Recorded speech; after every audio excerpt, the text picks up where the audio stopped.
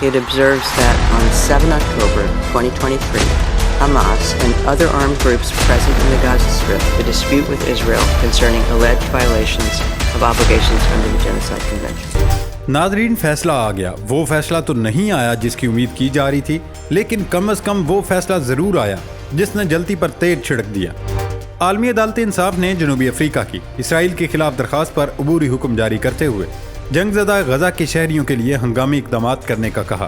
تاہم عدالت نے جنگ بندی کا حکم نہیں دیا، لیکن اسرائیل کی پھر بھی چیخیں نکل رہی ہیں۔ دراصل ہوا کچھ یوں کہ جمعے کو عالمی عدالت انصاف نے غزہ میں اسرائیل کی بمباری سے نسل کشی کے الزامات پر جنوبی افریقہ کی درخواست پر ابتدائی فیصلہ سناتے ہوئے کہا کہ اسرائیل کے خلاف نسل کشی کے کنونشن کے تحت مقدمے کی سماعت کا اختیار ہے۔ عالمی عدالت انصاف نے اسرائیل کو غزہ میں نسل کشی روکنے کے کنونشن کے تحت اپنی ذمہ داریاں پوری کرنے کی ہدایت کی ہے۔ عدالت نے اسرائیل سے کہا کہ وہ اپنی فوج کے نسل کشی والے اقدامات کی تحقیقات کرے۔ اسرائیل فوری طور پر غزہ میں انسانی امداد پہنچانے کے راستے کھولے۔ عدالتی فیصلے کے مطابق اسرائیل عالمی عدالت کے دیے گئے احکامات پر عمل کر کے رپورٹ جمع کرائے۔ عدالت میں مقدمے کی سماعت نہ کرنے اور جنوبی افریقہ کی درخواست خارج کرنے کی اسرائیل کی استدعا مسترد کر دی ہے۔ کہا گیا کہ جنوبی افریقہ کو یہ درخواست دائر کرنے کا اختیار تھا۔ عالمی عدالت کی صدر جون ایڈو نوگیے نے فیصلے پڑھتے ہوئے کہا، عدالت علاقے میں رونما ہونے والے انسانی المیہ سے آگاہ ہے اور وہاں مسلسل انسانی جانوں کے ضیاع پر تحفظات رکھتی ہے۔ عدالت نے اپنے فیصلے میں اقوام متحدہ کی مختلف رپورٹس کا بھی حوالہ دیا، جن میں سے ایک کے مطابق غزہ بمباری کے بعد رہائش کے قابل نہیں رہا۔ اب دوستو، یہ تو مختصر فیصلہ ہے، لیکن چیخیں اسرائیل کی ایسی نکل رہی ہیں جیسے اسرائیل پر پوری دنیا نے حملہ کر دیا ہو۔ حماس کے ترجمان خالد قدومی نے عالمی عدالت انصاف کے فیصلے کا خیر مقدم کرتے ہوئے اسے فلسطینیوں کی جیت قرار دیا۔ انہوں نے کہا کہ انٹرنیشنل کورٹ آف جسٹس کا فیصلہ فلسطینیوں کی جیت ہے۔ خالد قدومی نے آج کے دن کو تاریخی قرار دیا۔ حماس کے ترجمان کا مزید کہنا ہے کہ 75 سال میں اسرائیل کو پہلی بار جواب دہ بنایا گیا، جبکہ اس کے مقابلے میں اسرائیلی وزیر اعظم نتن یاہو نے اسرائیل کے خلاف نسل کشی کے عالمی عدالت انصاف کے فیصلے کو شرمناک قرار دیتے ہوئے مسترد کر دیا ہے اور کہا ہے کہ وہ اپنے دفاع کے لیے جو کچھ بھی ضروری ہوگا کریں گے۔ انگریزی زبان میں جاری ہونے والے ایک بیان میں انہوں نے کہا، ہر ملک کی طرح اسرائیل کو بھی اپنا دفاع کرنے کا بنیادی حق حاصل ہے۔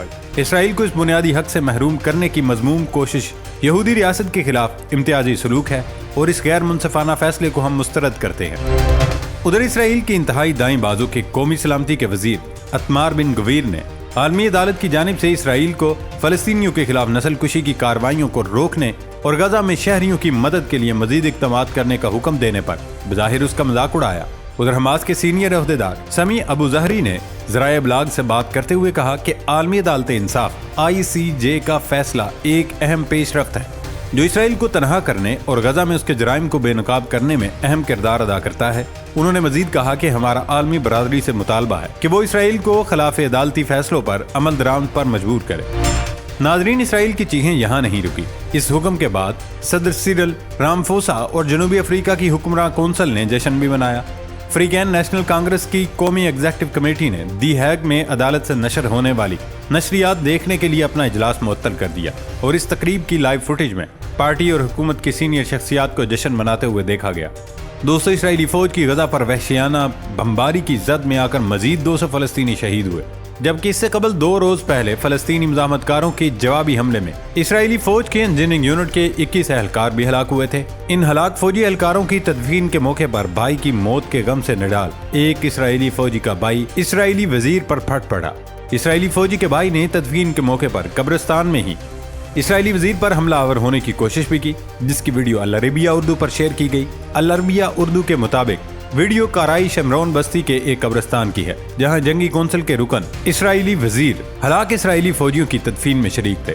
رپورٹ میں بتایا گیا کہ حملہ آور کا بھائی میجر ایڈم حماس کے عسکری ونگ عزد الدین القسام بریگیڈز کی طرف سے المغازی کے مقام پر کیے گئے ایک حملے میں ہلاک ہو گیا تھا۔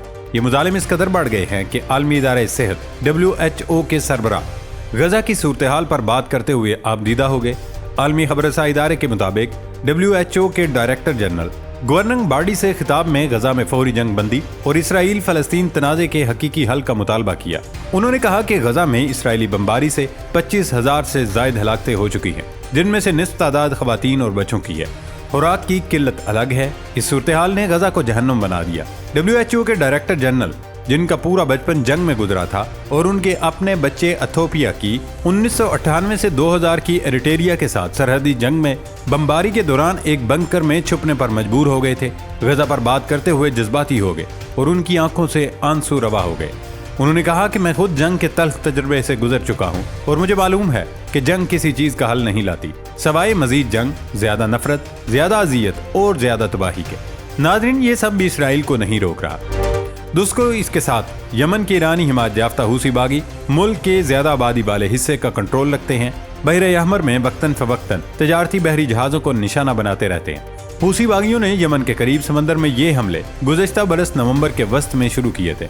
उनका दावा है कि ये गजा पर इसराइल हमले के जवाब में किए जा रहे हैं। हूसियों के इन हमलों के बाद समंदर के रास्ते आलमी तिजारत को मुश्किलात का सामना है और मुतअद्दिद बड़ी शिपिंग कंपनियों ने सामान की नकलो हमल के लिए ज्यादा लंबा समुद्री रास्ता इख्तियार किया है जो अफ्रीका से होकर जाता है, जिसके बायस अखराजात बढ़ जाते हैं। नाज़रीन, जैसा कि खोजी टीवी ने अपनी पिछली वीडियो में एक आलमी जंग का खदशा जाहिर किया था, इसमें भी पेशरफ्त जारी है। कल ही कुवैत की सरकारी न्यूज एजेंसी ने कहा, कुवैत की वजारत दाखिला ने एक दहशतगर्द सेल का मंसूबा नाकाम बनाया जो अहले तशय्युई की इबादत गाहों को निशाना बनाने का इरादा रखता था। इनके मुताबिक सिक्योरिटी एहलकारों ने इस सेल पर नजर रखी और उसकी नकलो हरकत को मॉनिटर किया, जिसके बाद एक दहशतगर्द तंजीम से ताल्लुक रखने वाले 3 अरकान को गिरफ्तार कर लिया गया। इन मुल्जमान को पब्लिक प्रोसिक्यूशन के हवाले किया गया ताकि उनके खिलाफ कानूनी कार्रवाई की जा सके।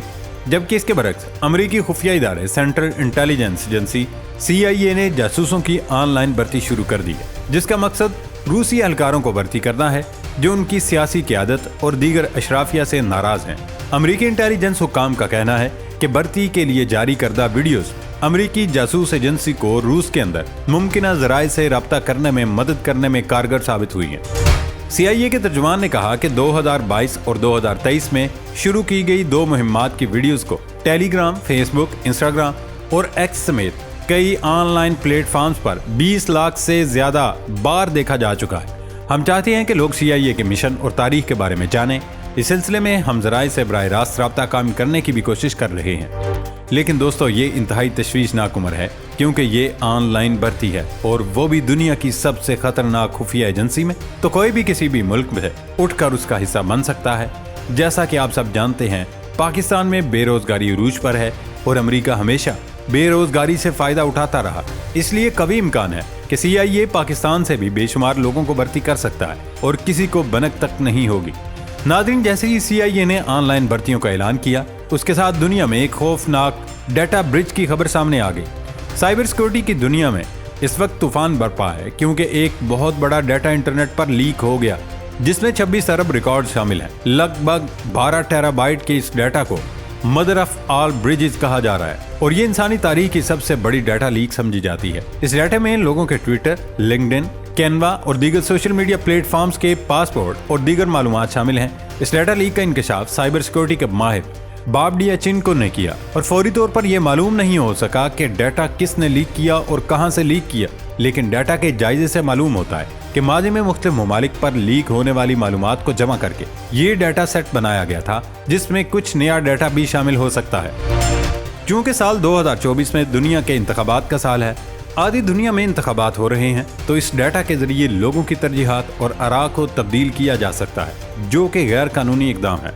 अमेरिका की तरफ उंगलियां इसलिए उठ रही हैं कि अमेरिका एक अरसे से गैर कानूनी और गैर इंसानी सजाओं को कानूनी बनाने की कोशिश में है और अब ये प्रैक्टिस भी की जा रही है। जबकि दोस्तों, इसके मुकाबले में जापान बदस्तूर अपनी कौमी तरक्की की जानिब गामजन है। जापान ने ओपन एक मिशन भी खला में भेज दिया है जिसको अब मुश्किलात का सामना है। मून स्नाइपर मिशन सतह पर अच्छी तरह लैंडिंग करने के बाद पुरस्कार तौर पर सर के बल खड़ा हो गया। ये खिलाई जहाज अपने हदफ से किलोमीटर्स नहीं बल्कि महज चंद मीटर्स के फासले पर उतरा, ताहम रॉकेट में किसी बड़ी तकनीकी खराबी के बायस उल्टा हो गया। गुज़श्ता इख्तिताम हफ्ता उस खलाई जहाज ने चांद की सतह पर पिन पॉइंट परफेक्ट लैंडिंग की थी। खलाई तहकीक के जापानी इदारे ने बताया कि चांद से मौसूल होने वाली तस्वीरों से पता चला कि खलाई जहाज उल्टा पड़ा है। जापान चांद तक अपना मिशन पहुंचाने वाला 5वां मुल्क है।